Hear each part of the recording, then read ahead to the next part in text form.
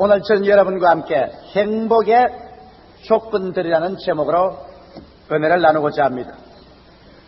모든 인생들은 목마르게 행복을 추구하고 있습니다. 옛 히랍의 철학자 아리스토텔은 행복은 인생의 최고의 선이다 그렇게 말했습니다. 프랑스의 도덕 학자였던 몽테뉴도 말하기를 사람은 행복을 추구하는 본능을 가지고 태어났다. 그와 같이 말하고 있습니다. 그런데 오늘 이 성경 말씀에 읽은 사마리아의 수가성 우물가에서 예수께서 만난 여인은 정말 행복을 자기 인생의 최고선으로 생각하고 행복을 추구하는 본능을 따라 세상에 말하는 윤리도 도덕도 법도 다 파괴하고 거의 목숨을 바쳐서 절망적이게 행복을 원하면서 행복을 추구한 여자였습니다. 그런 인생을 살아오는 과정에 시집을 5번이나 갔고 남편을 5번이나 갈아치킬 수밖에 없는 불행한 운명에 처하면서도 근질기게 행복을 추구했고 천국에 가시는 행복의 비결을 알아내고 그 비밀을 알아낸 위대한 여인 중에 한 사람이 되기도 했습니다.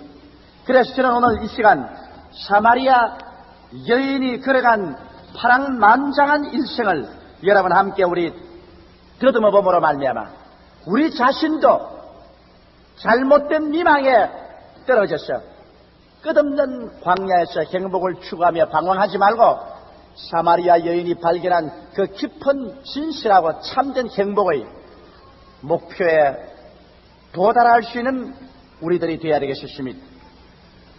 인생에 사람이 살아나간 데는 행복의 조건이 있습니다. 무조건하고 행복은 가만히 있다고 그냥 다가오지는 않습니다. 그러나 많은 사람들이 행복의 조건을 추구하는데 그럼에도 불구하고 행복을 얻지 못하는 사람이 얼마나 많은지 모릅니다.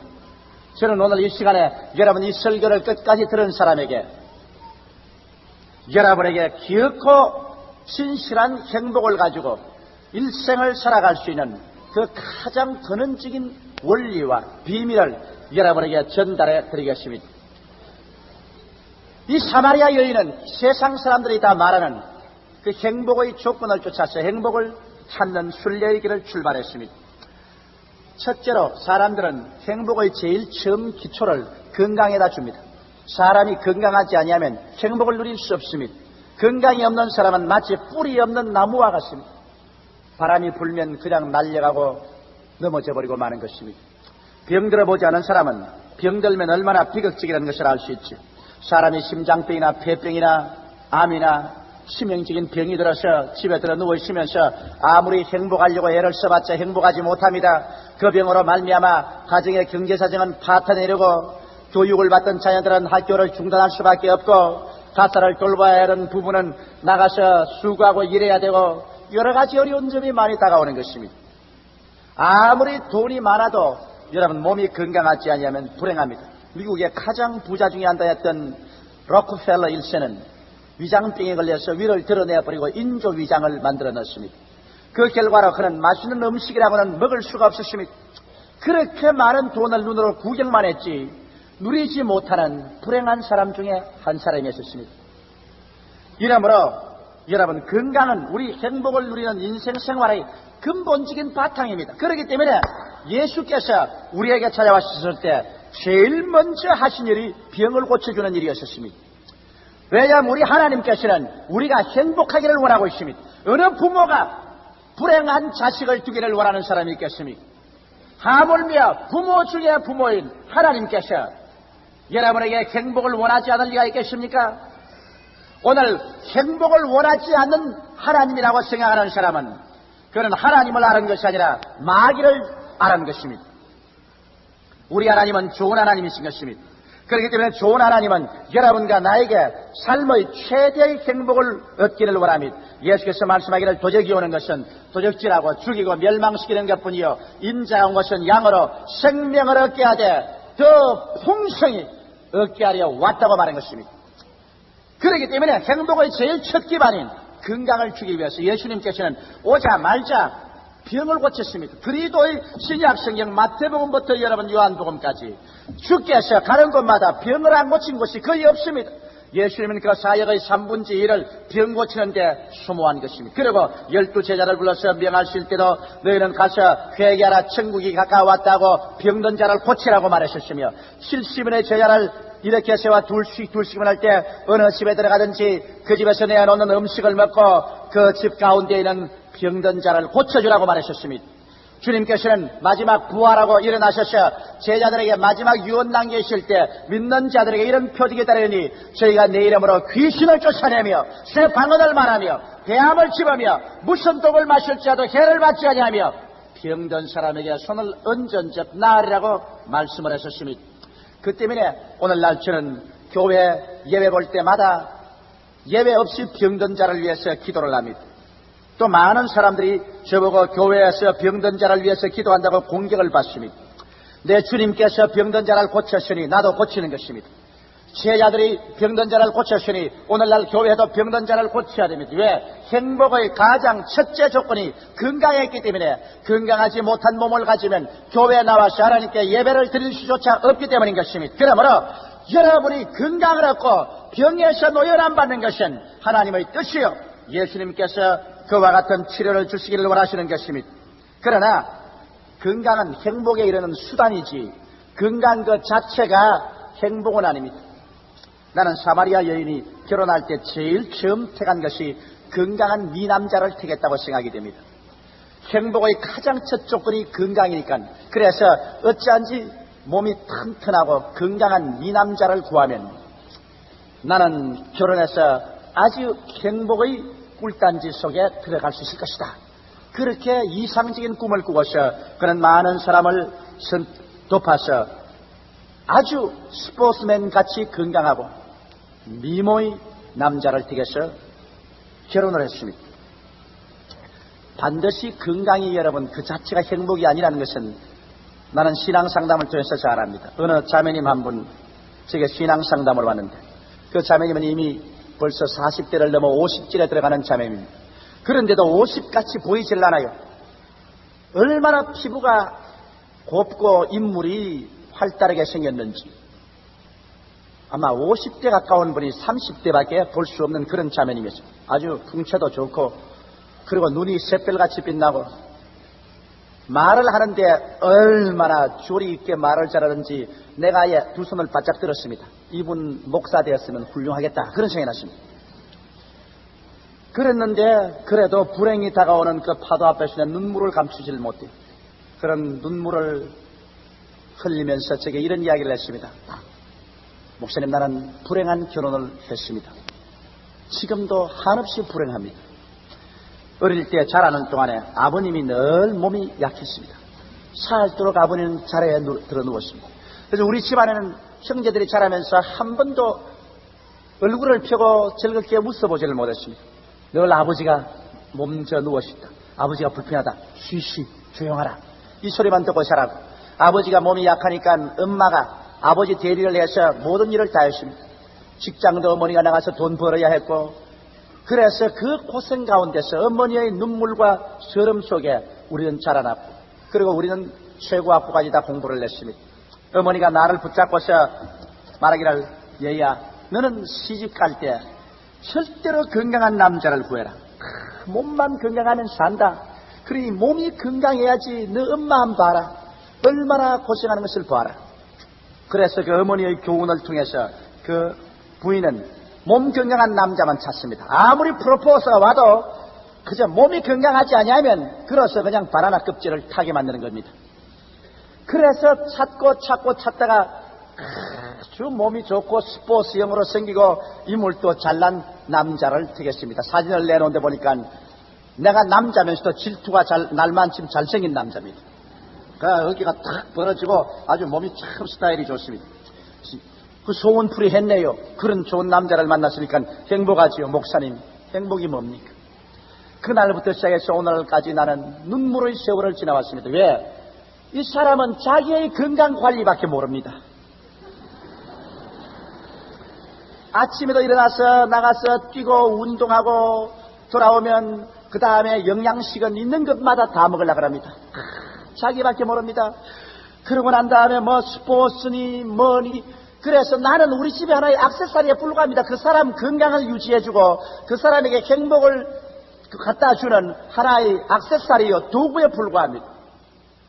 그래서 나는 우리 어머니의 말씀을 쫓아서 건강한 남자만 얻으면 행복할 줄 알았는데, 나는 이제 불행의 동안이 속에 빠져 있습니다. 물론 병은 안 할지요. 그도 뭐 건강하고 나도 건강합니다. 그러나 몸의 건강만 가지고는 행복이 없는 것을 아는 것은 그 속에 있는 정신이 목사님 건강하지를 못합니다. 몸은 그렇게 건강한데 세상의 정신이 그렇게 이기주의일 수가 있어요. 먹는 것도 맛있는 것만 지 혼자 먹으려고 하고, 옷도 지 혼자만 좋은 거 입으려고 하고, 모두 다 자기를 위한 나의 도구밖에 안 됩니다. 나는 이렇게 이제 도구 생활을 더 이상 할 수가 없습니다. 이제 나도 내 인생을 찾아야 되겠습니다. 이렇게 살다가 나도 이제 인생 종말에 취하고 한 줌의 흙으로 돌아갈 것인데, 내 이 발걸음대로 이 인생을 내가 살 수가 있습니까? 나는 그 부인의 이야기를 들으면서 이 사마리아인이 생각이 났었습니다. 사람이 육체가 아무리 건강해도 정신과 마음이 건강해서 올바르지 못하면 육체의 건강은 행복에 이르는 하나의 도구는 될지 몰라도 절대로 행복 그 자체는 아닌 것입니다. 그러므로 내용이 없는 건강과 이기주의의 남편의 환멸을 느낀 이 사마리아 여인은, 나는 행복을 추구해야 하겠다. 행복이 나의 최고 선이다. 누가 나에게 무슨 욕을 해도 나는 겁나지 않다. 그리고 뒤도 돌아보지 않고 그 남편을 버려버리고 그는 행복의 제2코스를 향해서 뛰기 시작한 것입니다. 사람들은 말하기를 사람이 행복하려면 둘째로 돈이 있어야 된다고 말합니다. 여러분, 그 말이 거짓말이 아닙니다. 쉽게 웃어 넘길 수가 없습니다.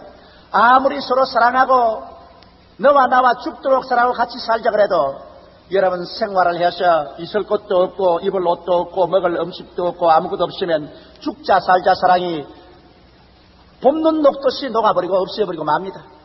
사람은 육체를 가지고 있는 이상 물질적인 하나의 환경에 지배를 받을 수밖에 없습니다. 육체 속에 흐르는 피가 있어야 사는 것처럼 경제는 우리 생활의 피입니다. 그러므로 어느 정도의 생활의 환경은 다 마련이 되어야 비로소 행복을 가져올 수 있지. 배가 고프고 굶주리고 춥고 괴로운 곳에 행복은 없습니다. 우리 20년 전에 최 목사님과 제가 개척한 그 당시는 6.25 사변 이후 사회가 어려운 상황 속에서 그도 가장 인생의 낙오자들만 모인 서울의 변두리 빈민촌에 가서 개척을 할 때 나는 물질적인 그 피를 뼈아프게 느꼈습니다. 영양실조와 걸려 누렇겠던 여자들, 어깨가 축 늘어져서 올 때 갈 데 없이 맥없이 앉아있는 남자들, 여러분, 이 사람들에게 당신들에게 행복이 있다고 외칠 수가 없었습니다. 오늘날 등 따숩고 배부른 사람들이 말하기를 뭘 하나님 믿는다고 물질적인 문제를 해결해 주느냐, 환경적인 문제를 해결해 주느냐, 이런 소리 하는데, 나는 그런 사람들 데려다가 한 많이도 말고 일주일씩만 금식을 시켜주고 싶습니다. 그러면 얼마나 밥 먹고 산다는 것이 큰 행복의 근원이라는 것을 알 것입니다. 금강상도 식후경이라는 말이 있는 것입니다. 우리 주님께서는 그러므로 우리의 이식주 문제에 관해서 등한히하지 않으셨습니다. 예수께서 광야에 가서 복음을 전가할 때 기만 명의 사람들이 모였었습니다. 남자만 5,000명, 부녀자 기만 명이 모였는데, 말씀을 듣고 해가 겨울에 집에 돌아갈 때 배가 고파 허덕일 때 제자들은 그냥 돌려보내려 했지만은 예수님은 인간의 근본적인 필요를 알고 있었습니다. 제자들을 불러서 나는 저들 제대로 굶주린 채 돌려보낼 수 없다. 저들에게 먹을 것을 주라. 주님께서 사람들에게 배고픔을 면하게 하기 위해서는 기적을 베푸는 것도 사양치 않고 떡 5덩어리와 물고기 2마리로 그들을 다 배불리 먹였고, 그 다음에 4,000명의 남자와 수많은 군중들을 또다시 그렇게 먹인 적이 있습니다. 예수께서 부활하시고 난 다음에 제자들이 갈릴리 호수에 가서 고기 잡으러 가고 낙심했을 때 주님이 하루아침에 제자들을 만났습니다. 밤새도록 그물을 던져도 생선 한 마리 잡지 못한 제자들 보고 너희 그 가운데 고기가 있느냐 물으셨을 때 없습니다 대답하니 배 오른편에 그물을 던져라. 오른편에 그물을 던지니 고기가 많이 잡혔습니다. 주님은 제자들에게 가르칠 때 빈대를 가지고 배우라고 말하지 않으셨습니다. 제자들이 원하는 고기를 잡아주고 주님 가르쳤습니다. 그래서 주님이 그들을 불러내셨을 때 밖에 나와보니 이미 숯불을 피워놓고 떡을 구워놓고 생선을 구워놓고 제자들에게 말씀하시기 전에 배고프지? 불 쬐고 먹고 마시라. 먼저 기본적인 인간의 욕구를 충족해 주시고 난 다음에 주님께서는 제자들에게 가르치고 베드로에게 교훈했던 것입니다. 만일 먹고 있고 마시는 것이 중요하지 않다면 예수께서 이런 일을 할 리가 만무한 것입니다. 그러므로 성경은 말하기를 그 나라와 그 의를 먼저 구하라. 그리하면 이 모든 것을 너에게 더하시라고 말씀하셨습니다.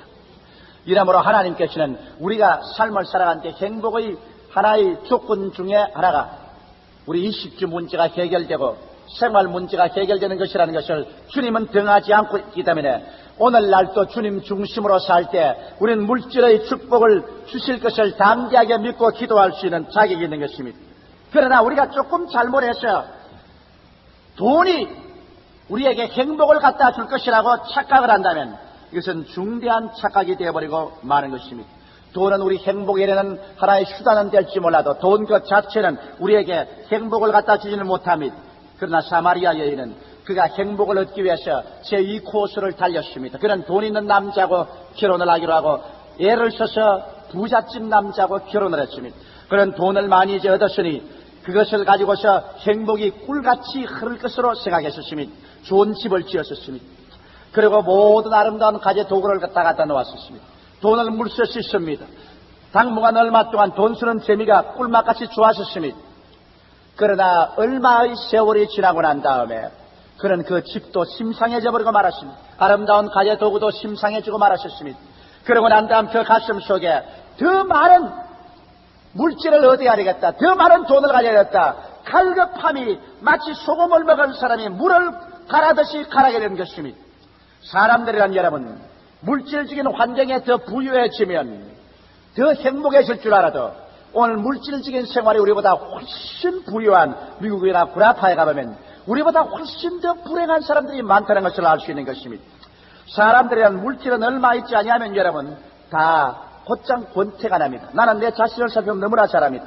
옛날에 제가 10년 전만 하더라도 신방을 다닐 때 우리 성도들 잘 사는 집 성도집에 가서 예배를 보려고 안방에 들어가면 가끔 가다가 옷장 문을 열 때가 있습니다. 그 집에 옷장 문을 여는 거 내가 직접보면 다른 건 안 보이고 옷장에 걸리는 넥타이가 보입니다. 넥타이가 20개, 30개 걸려있어요. 그러면 내가 보고 이야 부자다. 넥타이가 저렇게 많은데 저거 하나 나에게 안 주나. 내 그 생각이 늘 있습니다. 넥타이 한 개 안 주나. 왜냐하면 그때 내가 다닐 때는 넥타이 하나로서 12달을 맵니다. 그래도 괜찮았는데 막 그렇다고 불행하게 느끼지는 않았는데 요사이는 제가 저희 옷장에서 1년에 2-3분 넥타이를 골라내서 나누어줘야 됩니다. 옷장만 열면 넥타이가 왜 그렇게 많은지 몰라. 막 30개, 40개씩 걸려 있습니다. 우리 교인들이 내게 선물을 줄 때 제일 손쉬운 것으로 넥타이를 주십니다. 그래서 크리스마스니 추수감사절이니 그런 명절날에 주시는 넥타이들을 갖다 걸어놓으면 그렇게 많아요. 그러면 넥타이를 이제 갖다 맵니다. 아무리 멋있는 넥타이도 살만 매면은 그만 심상해지고 말아요. 막 매기 싫어요. 그럼 또 갈아놓고 또 다른 넥타이를 매고 다른 넥타이를 매고. 그래서 넥타이가 하나 있을 때 많이 있으면 좋을 것 같았는데 많이 입고 보니 그것도 별 수 없더라. 옛날에 여러분 참 저는 옷 2벌 이상 가진 사람을 보고 신기하게 느꼈습니다. 저 사람은 어떻게 팔자가 좋아가지고 옷이 2벌이나 있는가. 늘 단불을 입고 살자니까 그 참 단불에 옷에 먼지 묻을까 티끌 묻을까 얼마나 조심했는지 몰라요. 나는 그 단불도 멋있는 옷이었으면 또 모르겠지만 그 20년 전 그 너무 가난할 때 나는 철분도 없고 그래도 최자실 목사님은 그래도 시집 갈 때 가져온 보석들이 좀 있었어. 그 반지도 팔고 돈이 조금은 있었어요. 그래서 내가 구제물자 옷을 너덜너덜하게 입고 있으니까 불쌍하다고 신학교조를 맡은 나를 남대문 시장에 데려가서 옷을 사입히는데 그 당시에 여러분 기성복이 있으니까 훔쳐온 옷. 도둑놈들이 훔쳐서 이제 갖다 파는 그 옷에 버젓이 나무 이름이 기록된 여름 하복을 하나 사줬는데 그걸 입으니까 팔목도 몽땅하고 발목도 뭉뚱합니다. 남평생에 그렇게 좋은 신사복은 처음 입어보는 것이니까 그걸 가지고서 시간만 있으면 거울 앞에 서서 보고 애끼었습니다. 그랬는데 요사이는 그렇지 않아요. 요사이는 옷이 여러 벌 있어요. 제가 대중 앞에 서게 되고 설교하게 되니까 아무리 좋은 옷을 입어도 일주일만 입으면 그만 심상해. 그걸 또 제껴놓고 또 다른 옷도 내가 또 일주일만 입으면 또 그것도 권태가 또 심상해. 또 바꿔놓습니다. 그래서 내가 이제 느끼는 것은 하하, 인생이란 이렇구나. 더 좋은 것, 더 새로운 것이 있으면 행복할지라도 사람은 간사스러워서 그러한 환경에 들어가면 완전히 그게 취해버리고 좋은 걸 모른다. 옛날에는 아무렇게 지은 밥이라도 된장국 하나만 있으면 그렇게도 맛이 있는데 요사이는 뭐 명남젓에다가 온갖 맛있는 거 다 갖다 놔도 별 수가 없어. 사람의 여러분 물질은 행복에 이르는 조건은 될지 몰라도 물질 자체는 행복이 안 되는 것입니다. 이제 80년대가 이르러 보십시오. 국민소득 1000불이 되면은 온 국민들이 다 원하는 것은 집 한 채만 있으면 행복하겠다. 그래서 죽을 애를 써서 뼈가 깎도록 일을 해서 집을 한 채 삽니다. 그럼 집이 생기면 그 다음 뭐라 하냐니까 아야 집 한 채 가는 행복 뭐란다. 마이카가 있어야 되겠다. 자가용이 있어야 행복하겠다. 그래서 부부간에 또 죽으라고 고생을 해서 자가용을 사고 그래야 한 달쯤 되면 아야야야 자가용 가지고는 행복 안 하겠다. 별장이 있어야 되겠다. 그래도 죽을 애를 써서 별장을 사러 오면 그 다음에 별장 가지고는 안 돼. 자가용 보드가 있어야 돼. 그럼 보드 사러 오면 그 다음엔 자가용 비행기 있어야 돼. 그럼 자가용 비행기 사러 오면 자가용 우주선이 있어야 돼. 사람의 물질에 대한 욕망이란 끝이 없어서 아무리 갖다 채워도 물질의 환경은 잠시 좋을 뿐이지 곧장 권태가 나버리고 물질이 우리에게 주는 행복은 누릴 수가 없습니다. 수많은 사람들이 물질을 가지기만 하지 물질을 누리지 못합니다. 여러분이 잘 아는 바람과 함께 사라지다의 주연 배우로 나왔던 클라크 케이블이라는 유명한 미국 배우는 장가 들어서 그가 아내가 잉태했을 때 신문 기자에게 한 말이 있습니다. 나는 한꺼번에 2번, 3번 영화사에 뛰어야 된다. 돈을 많이 벌어야 된다. 곧 아들이 나올 것인데 아들과 내 마누라를 잘 행복하게 하기 위해서는 돈이 더 필요하다. 아니 당신이 이만큼 돈 있으면 되었지. 아니야. 한 200~300만 달러 더 벌어야 돼. 그 말하고 난 다음 1년 만에 그는 죽었습니다. 죽고 난 다음 그 재산을 정리해보니까 100만 달러가 넘었습니다. 100만 달러를 같으면 우리 한국 돈으로 5억입니다. 이걸 가지고도 그 돈 하나 누리지 못하고 더 많은 돈을 벌겠다고 하다가 과로를 해서 죽어버리고 말았었습니다. 세번 한 사람 합니다. 나이 60인데 미국 사람이었습니다. 그는 60에 100만 달러의 돈을 벌었습니다. 사람들마다 말했습니다. 이제 은퇴하세요. 100만 달러 같으면 은행에 넣어놓고 이자만 가지고 먹고 삽니다. 그러니까 그분 영감이 하는 말이 아니야. 나 아직 80쯤 살면 20년 더 살아야 되니까 돈 100만 달러 가지고는 불안해서 안 되겠어. 더 벌어야 돼. 그래 더 벌은다고 과로를 하고 아침부터 저녁까지 늦게 뛰다가 2년 만에 죽어버렸습니다. 그 100만 달러 손도 못 대보고 쓰지도 못했습니다. 사람은 가진다고만 해서 행복하지 않습니다. 누릴 줄 알아야 됩니다. 그러나 사람들은 누릴 줄을 모릅니다. 죽을 힘을 가지고 가지려고 합니다. 그래서 고아스러운 여자들은 명동 내거리에 좋은 옷점이 바쁘다고 다니면서 옷만 나오면 만듭니다. 옷장에 옷이 가득합니다. 한 장 가득하고 2장 가득합니다. 소유만 했지 그 옷을 멋있게 누릴 줄을 모릅니다. 재벌들이 돈을 억척같이 끌어모읍니다. 돈을 끌어모아고 난 다음 돈의 의미와 가치를 알지 못하고 그래서 그 재벌 2세들은 완전히 망쳐놓습니다. 휴지 육림에 빠지게 하고 그에게 돈을 가지고 밤을 새워가며 도박하게 하고 이렇게 해서 사회에 무리를 일으키고 수많은 사람에게 낙심을 갖다 줍니다. 돈은 잘 쓰면 행복에 이르는 두 가지지만은 잘못 쓰면 더 무서운 마음의 불안정과 불만족을 가져옵니다. 이제 여러분 우리 사회가 개발되고 잘 살게 되어 보십시오. 꿈이 여러 나라가 간 그 문제가 생겨나게 됩니다.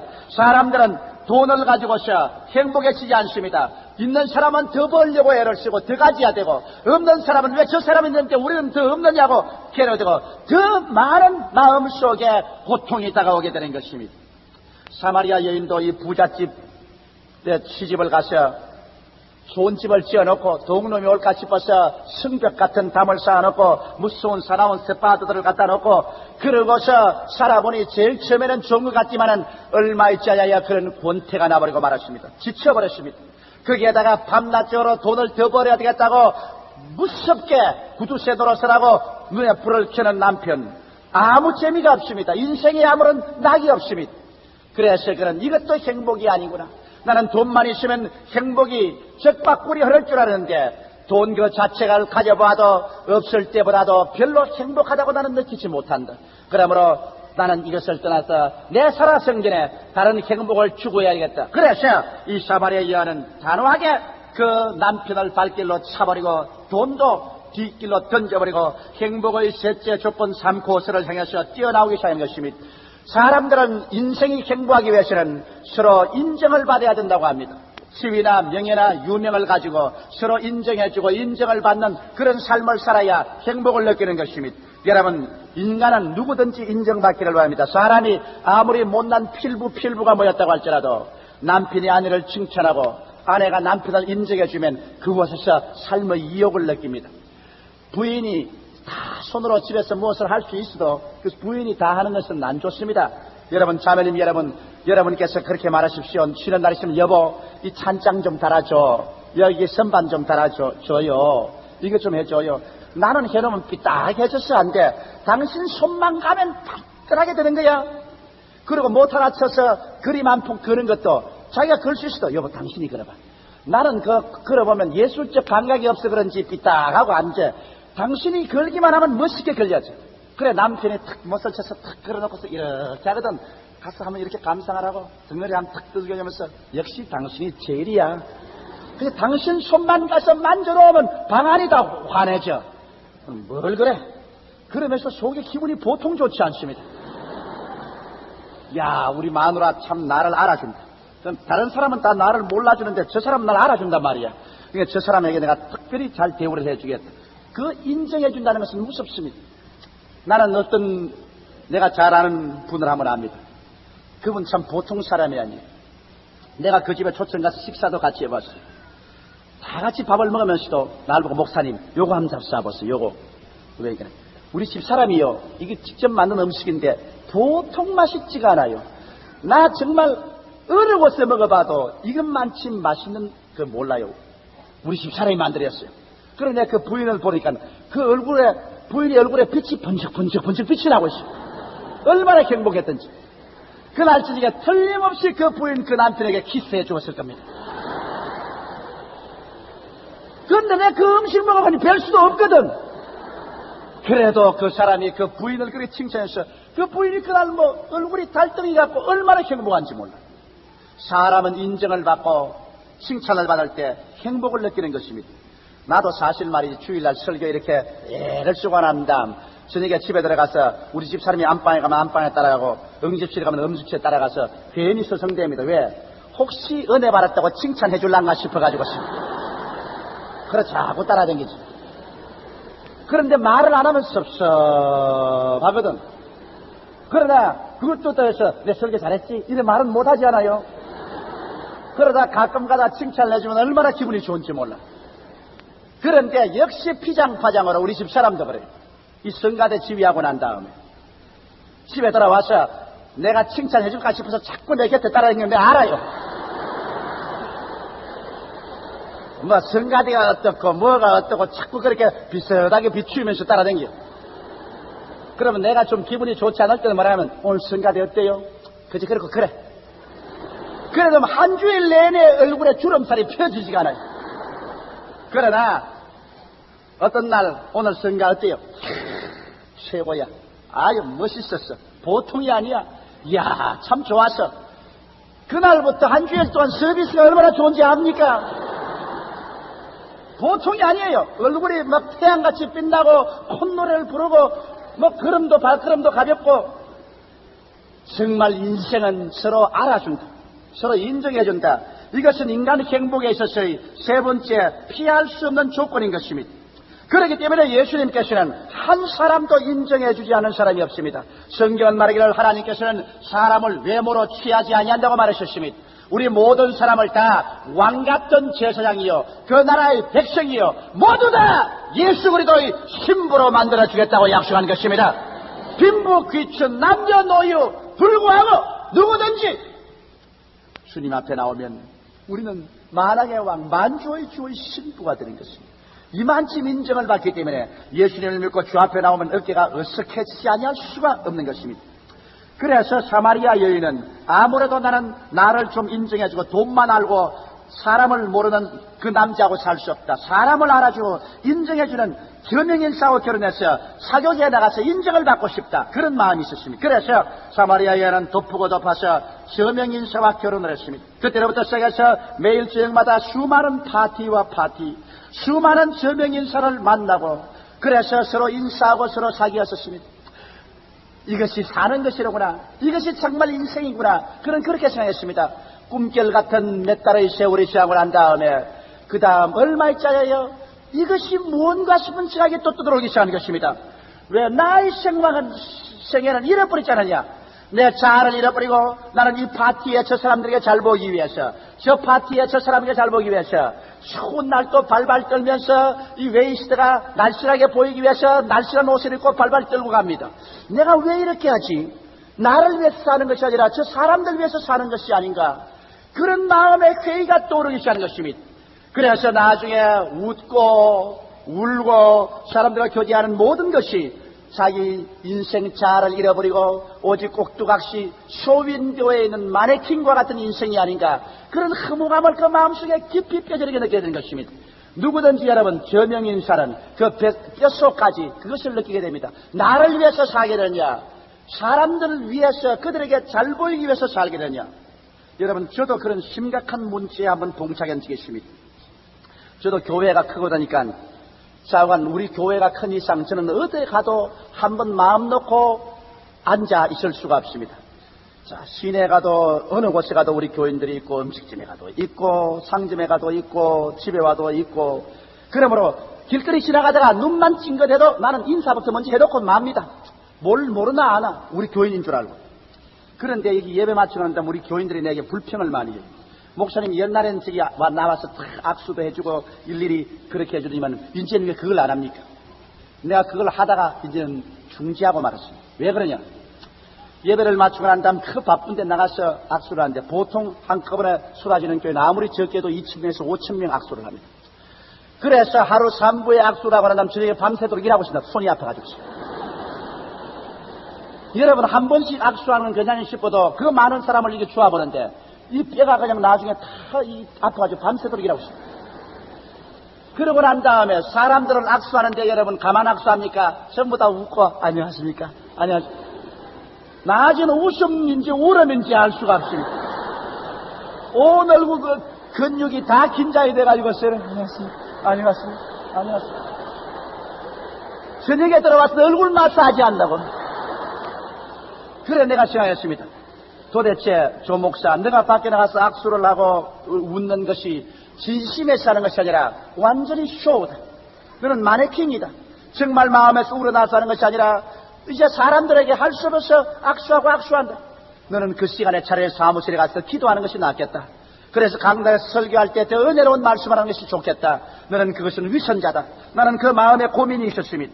그래서 그 다음부터 나가서 악수하고 얼굴에 신경에 과민을 주는 억지 웃음을 웃지 않기로 결심을 하고 마는 것입니다. 사람이란 것은 여러분 그러므로 반드시 이 사람들에게 인정을 받고 사격에 나가는 것이 행복의 조건은 될지 몰라도 그 자체가 행복은 아닙니다. 만일 그 자체가 행복이면 오늘날 카나다의 유명한 수상 트리도 부인이 카나다 수상을 저버리고서 별거에서 나는 내 개인의 삶을 찾겠다고 뛰어나올 리 있겠습니까? 트리도 부인이 말하기를 나는 이제 인형과 같은 삶은 더 이상 살고 싶지 않다. 수상 부인으로서 밤낮 파티에 나오고 밤낮 국내외 저명 인사를 만나고 그래서 나의 시간, 나의 인생을 저버리고 말았다. 나는 하나의 마네킹과 같다. 나는 하나의 인간이 아니라 만인들 앞에로 놀이객감이다. 나는 이런 생활을 할 수가 없다. 그래서 단호하게 자기의 남편과 수상직을 박차고 나와서 자기의 인생을 추구하겠다고 뛰어나온 사실을 여러분 잘 알고 있는 것입니다. 오늘날 다른 사람들에게 인정을 받고 사람들에게 칭찬받기 위해서 뛰어가려가는 주체성을 잃어버리고 자기를 상실하고 인기만 얻는 속에는 텅 빈 구멍이 있고 오직 허무의 바람이 쓸쓸하게 불어올 따름인 것입니다. 그래서 사람들을 인정하고 인정받는 것도 좋지만은 이 것 자체가 행복은 아니라는 것을 곧장 이 사마리아 여인은 발견하게 된 것입니다. 그래서 그 사마리아 여인은 이것도 행복이 아니다. 잠시 동안 좋기는 하지만은 이것은 알맹이가 없다. 모든 것은 텅 비었다. 그는 그래서 그 길을 돌아서서 나는 행복의 또 다른 코스를 찾아나겠다. 나는 행복을 얻어야 되겠다. 행복만이 나에게 최고의 선이다. 그래서 그 남편을 저버리고 네 번째 행복의 조건을 찾아 나섰습니다. 여러분, 네 번째 행복의 조건은 쾌락인 것입니다. 사람이 인생에 살면서 쾌락이 없이는 못 삽니다. 항상 쾌락 속에 있는 사람은 망한 사람이지만은 시시각각으로 우리의 모든 긴장을 풀어주는 엑스타시, 황홀감의 체험이 없이는 절대로 못 살아요. 나는 많은 부부들이 내게 신앙 상담하는 걸 봅니다. 그 남편들이 내게 이런 말해요. 목사님, 우리 마누라가 행복에 겨워서 저런 불평을 합니다. 왜? 내가 밥을 안 먹여줍니까? 옷을 안 입혀줍니까? 내가 집을 안 마련해 줬습니까? 저 행복에 겨워가지고서 저 짓을 합니다. 저렇게 불평하고. 그럼 부인은 눈물을 흘리고 내게 말합니다. 목사님, 맞습니다. 밥은 안 굶어요. 옷도 사주고요. 집도 있어요. 그러나 우리 한번 생각해 보십시오. 남편은 밤낮 아침에 일찍 들어가면 밤늦게 와서 가족들은 돌보지 않고, 나는 애들 사이에서 아침에 일어나가지고서 전부 남편 수정해서 보내고, 애들 다 깨워가지고서 다 옷 입혀서 세수식 양치식 해서 밥 먹여서 변도가 쌓여서 보내고, 하루에 점심때까지 온 집안 소재 그릇 다 씻고 소지하고, 점심때 또 밥 해가지고 다 먹이고, 또 저녁까지 참 집안 소지하고, 저녁에 또 밥 해서 또 애들 다 먹이고 잠재놓고, 남편 올 때까지 11시 12시간 졸고 앉아있다가 남편 오면 그 뒤수라고 자고, 또 아침에 일어나면 또 다시 아침밥하고 또 보내고 변도사 보내고 또 소지하고. 목사님, 이것을 하루 이틀 동안은 20, 30년을 해보십시오. 나중에 이것이 인생인지 이것이 죽는 것인지 알 수가 없습니다. 이런 나를 갖다가 집안에 처박아 놓고 난 다음에 당신 혼자만 나가면서 내가 이제 신경쇠약증에 걸렸다고 불평을 말합니다. 그렇습니다, 여러분. 사람은 엑스타시가 없으면 못 삽니다. 사람은 자기 기본적인 책임은 다해야 되겠지만 중간중간에 하나의 즐거움, 황홀감을 가져와야 되는 것입니다. 어떤 부인이 자꾸 남편 보고, 여보, 저 집 이웃집 보시오. 저 집은 외식을 하잖아요. 종종 외식을 해요. 애들 데리고. 그 얼마나 멋있어요. 그 우리도 좀 돈 모아가지고서 좀 한 번씩 외식해요. 남편이, 외식하지. 그래, 외식해. 그래, 온 애들이 다 좋다고 막 야단입니다. 그 부인도 저한테. 그런데 남편이 말이에요. 저녁 준비는 해. 저녁은 왜 해요? 저녁 해놓고 난 다음 외식하자. 또 저녁에 와서 밤에 와서 또 외식은 가볍게 먹고 또 밤참 먹을 저녁에 가자. 그래, 부인이 이상하다고 느끼면서 외식을 했습니다. 저녁상 차려. 아니, 외식한다면서. 그럼 외식하지. 그럼 왜 저녁 차려? 여태까지는 이거는 안방에서 먹으니까 이제 마당에서 먹자. 외식하자.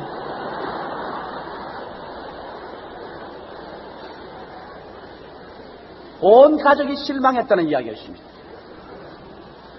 사람은 여러분 그렇지가 않습니다. 이 세상의 모든 인생들은 엑스타시가 필요합니다. 황홀감, 인생의 순간적인 그 엑스타시를 마음에 가질 때, 즐거움을 있을 때 인생을 살 힘이 생깁니다. 한 달에 한 번씩 외식을 해준다든지, 그렇지 않으면 또 특별한 이런 이 어린아이들 데리고 어린이 대공원으로 나가본다든지, 좀 더 생활과 더 여유가 있으면 집에만 있지 말고 나가서 수영도 좀 해본다든지, 뭐 특별히 운동을 한번 해본다든지, 이러한 특별한 엑스타시가 인생에는 필요한 것입니다. 그것이 행복의 전체는 안 되어도 조건은 될 수가 있는 것입니다. 그러나 이것만 추구하고 나가면 그 사람은 망해버리고 마는 것입니다. 그렇기 때문에 교회도 여러분 하나님께 나와서 언제나 무덤 속에 온 것처럼 울기만 하고 장엄하면 교회가 안 됩니다. 주님은 살아계신 하나님, 우리와 같이 교제할 때 하나님은 엑스타시를 원합니다. 즐거움을 원합니다. 이렇기 때문에 에베소서 5장 18절 20절에 술 취하지 말라, 이는 방탕한 것이니 오직 성령의 충만을 받으라. 시와 찬미와 신령한 노래로 서로 화답하며 너희 마음으로 주께 노래하며 찬송하며 범사에 우리 주 예수 그리스도 이름으로 항상 아버지 하나님께 감사하라. 교회는 노래하고 찬미하며 기뻐하라고 말하셨습니다. 오늘날 수많은 교회가 교회에 와서 마치 죽으러 온 것 같이, 심판받으러 온 것 같이, 묘지에 온 것 같이 그렇게 침울해 와 있습니다. 그래서 우리 교회가 즐겁게 예배 본다고 공격을 하는 사람도 많습니다. 그러나 그 사람들은 근본적인 삶의 의미를 모르는 것입니다.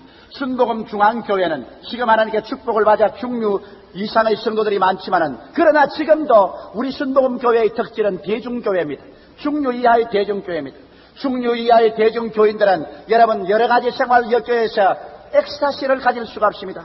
어디 가서 구경을 갈 수도 없고, 산책을 갈 수도 없고, 아니라 외식도 할 수도 없고, 여러 가지 인생에서 지쳐버립니다. 그러면 그들의 낙이 무엇이냐? 교회에 와서 집안에서는 실컷 울지도 못하는데 답답한 상황에 있으면 교회 와서 목 놓아서 예수여 예수여 이러면 예수 불렀지만 속은 자기 실시 한탄이라도 눈물을 흘리며 알 수가 있고, 그러고 난 다음 신바람이 나면 집에 칭칭시야에 또 다른 데서 어디에 노래 불렀다가 벼락나게. 그러나 교회에서는 박수를 치고 노래도 한번 불러보고 할렐루야 돼보고 그런 마음속에는 먼지가 다 날아가 버리고 마는 것입니다. 모든 좌절감과 실망이 없어지고 교회에 오는 시간이 즐겁습니다. 하나님은 그것을 원합니다. 하나님은 주 앞에 예배하는 사람이 기쁨으로 찬미하며 노래하며 예배를 드리고 성신 충만해서 그 하나님 안에 내가 들어가고 내 안에 하나님 들어오는 엑스타시 그 황홀감의 체험 속에서 인간의 피곤을 다 박차 이기고 나갈 수가 있는 것입니다. 소년이라도 피곤하며 곤비하며 장정이라도 넘어지고 자빠지는 시대가 오늘입니다. 오늘 그러므로 사람들은 잘못된 데 엑스타시를 구하고 있습니다. 사람은 너무 인생에 지치고 피곤하니까 이 찰나적인 엑스타시 황홀감을 얻기 위해서 남자들은 술에 방탕에 여자들은 도박에 그렇지 않으면 춤에 그것은 잘못된 것에 여러분 엑스타시를 추구합니다. 그래도 안 되니까 젊은이들은 이제 나아가서 아편을 맞고 마리주아나를 피고 그런 데서 순간적인 엑스타시를 구합니다. 이것을 아무리 요구를 해도 소용이 없습니다. 사람은 엑스타시가 없이는 못 삽니다. 황홀감이 없는 부인은 곧장 집에서 권태를 냅니다. 황홀감이 없는 남편은 곧장 방탕하게 되는 것입니다. 황홀감이 없는 자녀들은 곧장 삐뚤은 길로 나갑니다. 인간은 황홀감을 가져야 사는 것입니다. 그러면 자꾸 이 사람들을 공격만 해서는 안 됩니다. 여러분 최근에 신문 보니까 일본 경찰이 죄 짓는 사람 잡아야 되는 경찰이 아파트에 뛰어들어가서 한 여자를 강간하고 죽여버렸습니다. 그런 죄 짓는 사람 잡는 경찰도 돌아다니다가 지치고 피곤하니까 순간적인 엑스타시 황홀감을 얻겠다고 강간하라고 사람 죽이고 일생을 망쳐버렸습니다. 사람들은 모두다 이 황홀에 대한 욕구가 있기 때문에 이것을 잘 인도해야 됩니다. 그것을 올바르게 인도하면서 황홀감을 가질 수 있는 것이 어디입니까? 예수를 믿고 성신 충만한 길인 것입니다.